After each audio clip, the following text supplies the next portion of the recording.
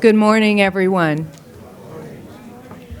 I'm Elizabeth Laboa. I'm Dean of the MU College of Engineering, and I want to take this opportunity to personally thank you all for joining us today. In particular, I know we had a change of venue due to the weather. I think it's really a testament to this incredible family that when they showed up here on campus, the sun came out and the rain stopped. But I'm glad we're all here today. It's a momentous day for both the University of Missouri and the College of Engineering. It's a day made possible by the generosity of one of the most accomplished alumni in the long and storied history of the college, Bob Naka and his family, who have been kind enough to join us here today. With me in the front row, and in the order they will speak, are Chancellor Hank Foley, Dr. Kurt Davis. He is also the Naka Endowed Professor in Electrical and Computer Engineering. Elizabeth Naka, Bob's granddaughter, who will speak on behalf of the family.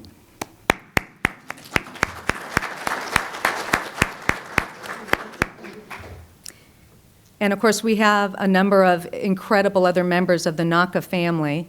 I'm not going to go through all of their names, but I'm going to say that everybody needs to take the opportunity to meet this wonderful family who have taken the time out of their very busy schedules to join us here today. We also are happy to have members of the Mizzou Our Time to Lead campaign cabinet with us this morning. Would you please stand and be recognized?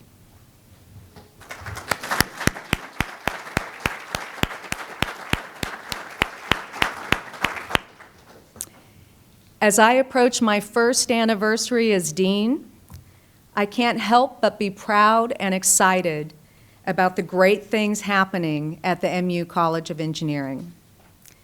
For example, the college's Center for Geospatial Intelligence, under the direction of Dr. Kurt Davis, and the MU Informatics Institute's Data Science and Analytics Master's Degree Program just received a 5-year, $12 million contract to deliver a comprehensive data science education program that will provide cutting-edge analytical training for the National Geospatial Intelligence Agency, for their workforce, and potentially other members of the United States intelligence community.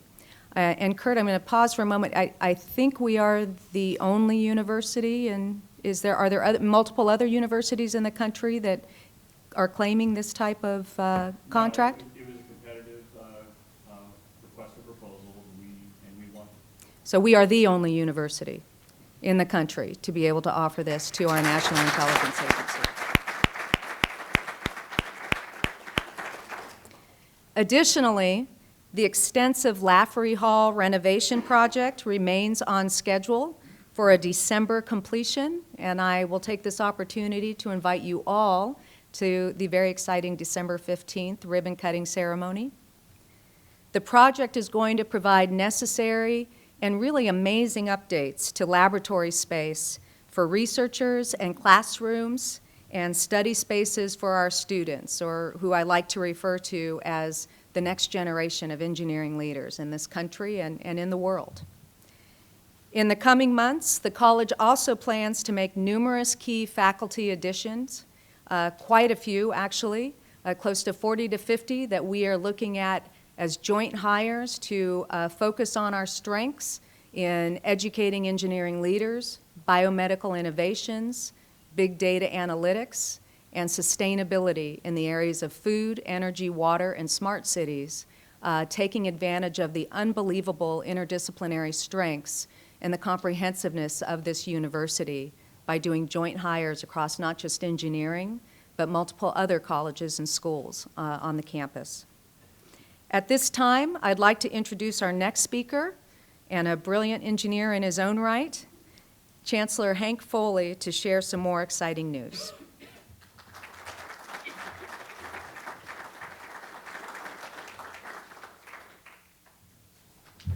I'm not sure about the brilliant part, but I'll take it, I guess. Thank you, Dean Laboa. As Dean Laboa mentioned, we're here today really because of the kindness of Dr. Bob Naka and indeed the entire Naka family. I'd like to start by telling you a little bit about what I've learned of Dr. Naka's remarkable life. His brilliant mind shone through at a young age, leading him to enroll at UCLA in 1942 at just 16 years of age. That's remarkable in and of itself. Unfortunately, those studies were put on hiatus when Dr. Naka was interned at Manzanar Relocation Center in California as part of relocation and incarceration of Japanese Americans during World War II.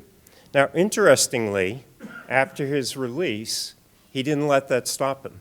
He found his way to Mizzou and earned his bachelor's degree in electrical engineering in 1945, just 3 years later. He went on to earn a master's degree from the University of Minnesota, a pretty good school, and a doctorate from Harvard University, which helped him to start his distinguished career as a pioneer in the field of stealth technology. Just a remarkable story. Dr. Naka's life was one of unparalleled service and generosity. Generosity to his family and service to his country, to his community, and to us, his alma mater. For example, Dr. Naka and his loving wife, Patricia, created a scholarship endowment in 2001 for Mizzou electrical engineering undergraduates. They later founded the Naka Endowed Professorship, which is here, in 2007. Dr. Naka also was a life member of the Mizzou Alumni Association and frequently hosted get-togethers for alumni in the Boston, Massachusetts area.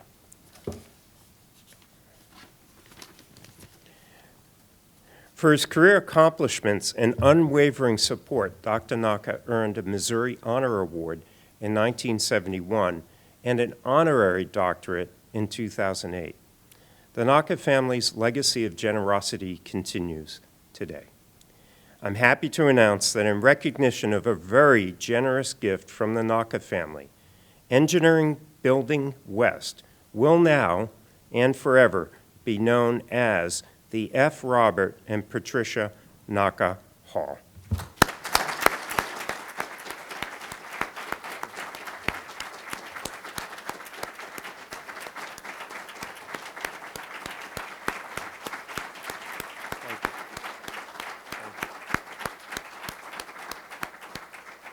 We are elated to memorialize a man of Dr. Naka's strength and character on our campus.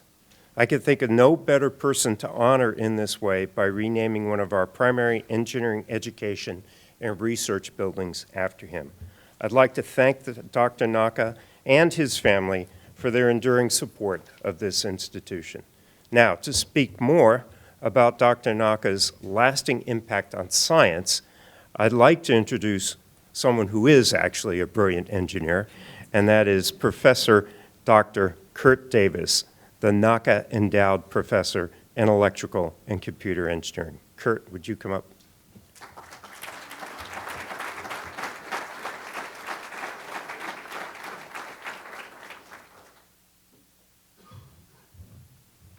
All right. Thanks to everybody for adjusting with the location. Kind of at the last minute due to the weather. I'd like to thank everybody for being here. I'd like to start out with an old joke about electrical engineers, and you may have heard it. And it's very simple and short. It goes like this. You can't spell geek without a double E.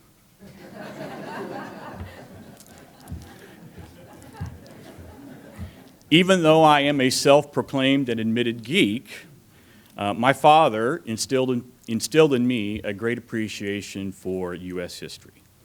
And if we look around the campus, we can see history really all around us if we take the time to look around.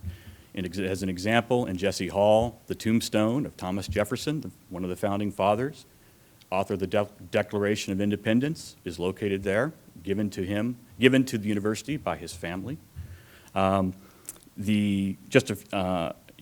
Obviously a few hundred yards from here in the now dedicated Naka Hall, in the atrium of the Naka Hall, is a Edison dynamo donated by Thomas Edison himself to the president of the University of Missouri in 1882. And then, under some circumstances that are somewhat nebulous, apparently it was possibly involved in the fire that burned down Academic Hall in 1892, which created the columns, which are now the symbol of the University of Missouri. And in terms of the electrical engineering department itself, it was the donation of those Edison motors, the one that survived, obviously, that actually founded the electrical engineering department, which is one of the first in the country. And MIT is the one that's also kind of competing for that particular distinction. Now, I mention these things here today because I believe Bob, as his friends called him, Robert F. Naka, but Bob Naka's extraordinary life and engineering career deserve not only to be recognized, but also remembered as part of MU's rich traditions and history. Okay. Not only by us here today, but really hopefully for generations to come now that we're dedicating the Engineering Building West in honor of Dr. Naka. I first met Bob in the fall of 2002. At that time, my research was focused on satellite remote sensing for purely civilian scientific applications, primarily funded by NASA and NSF. But at that time, it was really the aftermath of 9/11, I was contemplating changing my research focus in order to focus more on national security applications. But the problem was I really didn't know anything about Defense Department agencies or the intelligence community.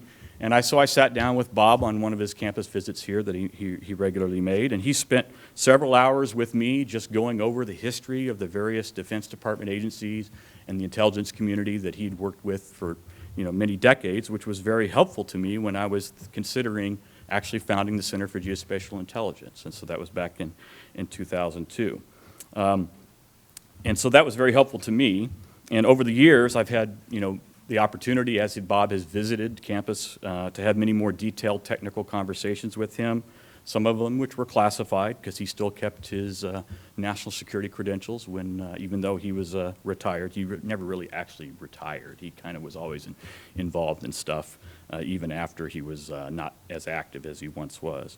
And so it was really during these conversations that over time, I learned about his great contributions that he made in the areas of national security and defense. And so I would just like to share with you a few highlights of his career and try to place them in a historical context and make my father proud, right? So, and so you've heard from Dr. Foley about his early career where he was at UCLA and then interned in Manzanar Japanese internment camp in California, and how he came here to MU. But after he left MU and got his subsequent degrees at University of Minnesota and Harvard, he then first started his really first professional engineering job at MIT Lincoln Labs in Massachusetts. And there he led a very small group of engineers that invented the first electronic circuit to detect analog radar signals that were in radar systems that were used in the Arctic regions to basically warn of incoming enemy aircraft, primarily from the Soviet Union. So that was one of his first major inventions. And, subsequent to that, I think some of us in the room, not quite me, but maybe Mike Devaney there might remember, in October of 1957, the Soviet Union launched Sputnik. And that created a very public race in space for the astronaut program, which obviously eventually led to the man on the moon. And so that was the public manifestation and a consequence of the launch of that satellite. But in the national security community, it created a great fear and a great uncertainty that the Russians had possibly achieved a technological superiority to the United States. And so behind the scenes in the classified world, there were a lot of very major programs that were created that were highly secretive to try to figure out what was going on in the Soviet Union in terms of their technological capabilities and in particular, their missile systems. And so this was the environment that Bob was really beginning his engineering career. And so since we had no reliable information, the United States had to try to figure out ways of getting that information. And this is where Bob's expertise in radar systems that I mentioned previously basically led to his selection, where he was working on the U-2 spy reconnaissance aircraft. And as part of a team there, he invented what we call today the stealth technology, which is basically materials that you put on top of the shell of the aircraft that helps absorb radar energy, and it makes it less visible to radar systems that are trying to detect the aircraft. And so subsequent to that, he worked on additional military aircraft that also incorporated that technology, and many evolutions of that technology have gone on since then. A great example of that is at Whiteman Air Force Base, just 70 miles west of here. We have the B-2 stealth aircraft, and that is just an evolution of the technology that Bob invented for the U-2 spy aircraft in the 1957. In 1959, Bob accepted a position with MITRE Corporation, which is just kind of a research lab outgrowth of MIT. And there he led a series of business units in radar, communications, signal processing, and many others. And he was so successful in managing all of those activities, in 1968, the Air Force tasked him, as a member of that MITRE Corporation, to lead a study, it was very classified, to basically look at the surveillance and missile, how we could, the U.S. government could get better information on missile launch systems and ICBMs in other countries, and this obviously time primarily Soviet Union. And so Bob's team compared the capabilities of both ground and airborne and space-based assets to try to figure out how best to accomplish this. And his report that he produced and the designs and technological roadmap that they laid out then has led now to what is now known as the space-based infrared remote sensing system, which is used right now in space to detect launches of missiles and intercontinental ballistic missiles as well as smaller missiles. And so that's a legacy of the early work that he did in the 1960s. Of particular interest to me was in 1969, Bob was tasked and actually joined the Air Force as the Deputy Undersecretary for Air Force and Space Systems. Now that was his public title, but his non-public title was he was the Deputy Director of the National Reconnaissance Office. Now at that time, the National Reconnaissance Office was a top secret classified organization, and it has only publicly been acknowledged by the United States government starting in 1992. So he became the Deputy Undersecretary of the NRO in 1969. And there he led a panel where he worked on devising a successful strategy that improved the collection of space-based signals intelligence, kind of like what we hear about NSA in the news today. He was involved in a panel to basically map out the future of that particular type of collection. Then he also worked with the photo reconnaissance satellites, the spy satellites, the one that take the high-resolution photographs. It's very much like the ones you can see in Google Maps today, but at the time, those were the highest resolution available.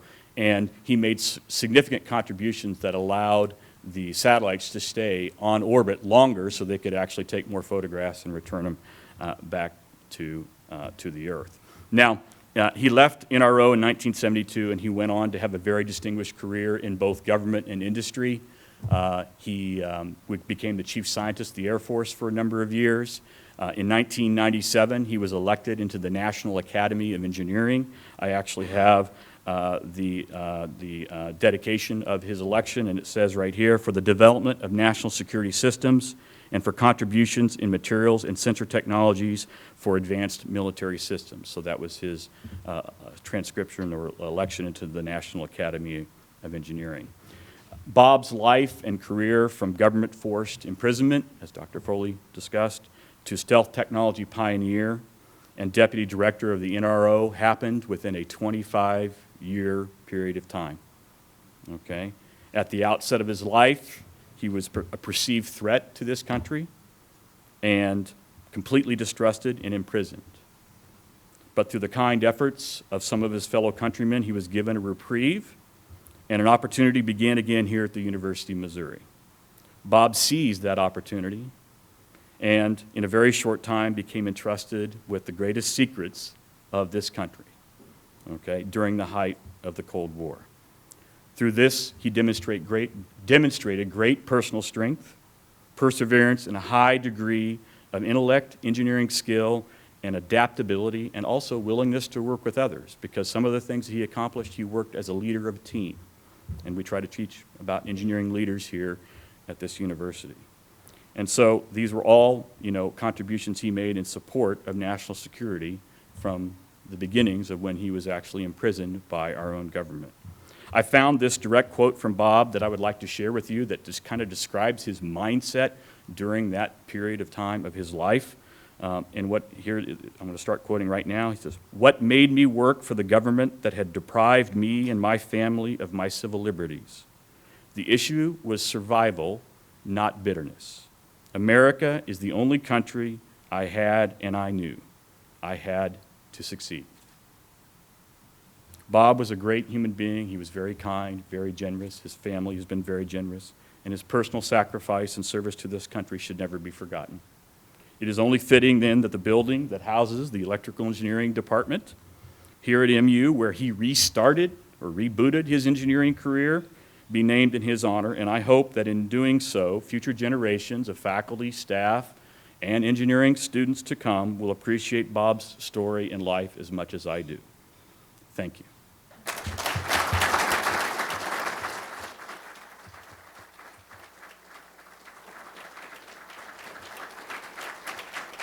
Now I'm going to turn over the podium to Bob's granddaughter, Elizabeth, who's going to say a few words on behalf of the family.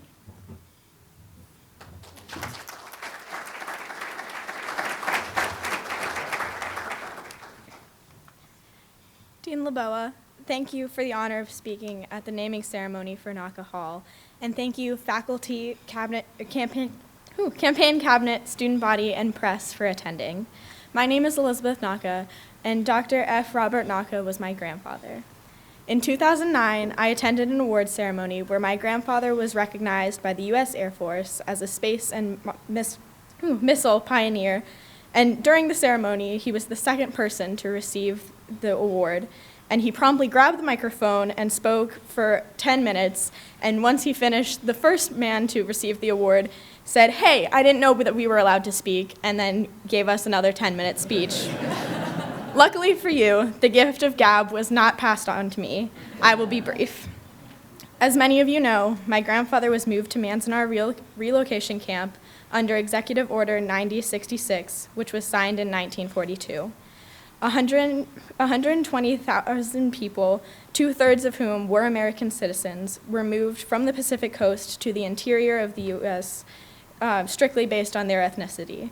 Through the hard work of the Quakers and the open-mindedness of several colleges and universities, many interned college-aged American students of Japanese descent were allowed to leave internment camps and enroll in colleges and universities throughout the Midwest. My grandfather was one of those students, and he was lucky enough to land here. Mizzou provided him the opportunity to learn, grow, and ultimately achieve all of his success.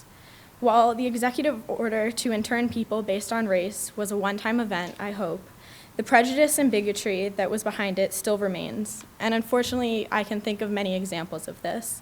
The Vietnamese in the 1970s, people who were HIV positive in the 80s, and even today with people of Islamic faith. We must remain vigilant against prejudice and fight for our founding fathers' words that all men were created equal. As evidenced by the open-mindedness of Mizzou back in the 1940s, and today, great things can happen when people are provided opportunity. As a college student myself at Lehigh University, I appreciate the opportunities for growth and continued education that institutes of higher learning provide. My grandfather was blessed with the opportunity to attend Mizzou. He was grateful for the opportunity as evidenced by the time and money commitments mentioned previously, and ultimately the funds to support the reinvestment in the engineering facilities. I speak for the entire Naka family when I say that we are honored to be here at the naming ceremony for Naka Hall, and I hope that it will provide the opportunity to learn and grow that my grandfather had for generations to come. Thank you.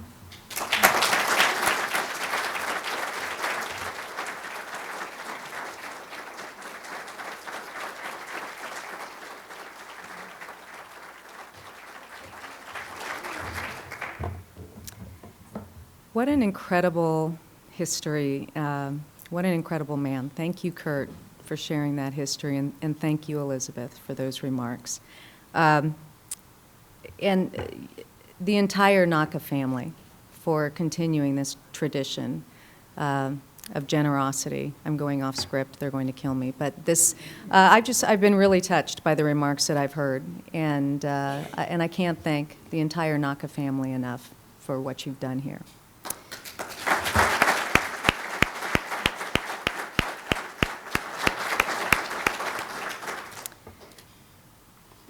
So as I think, has become very apparent, as we all know, private support really helps our college and the university supplement the state support that we receive. This allows us to continually grow to meet the needs of our next generation of engineering students, or as we say here at Mizzou, our next generation of engineering leaders that we are educating. We want to help them seek to emulate the success, leadership, and character of Dr. Naka and others. So once again, thank you to our speakers and to our guests for helping celebrate this historic day. But most of all, thank you to the Naka family. Your enduring generosity, I can't say enough for the impact you have and what you're giving to the entire University of Missouri. M-I-Z.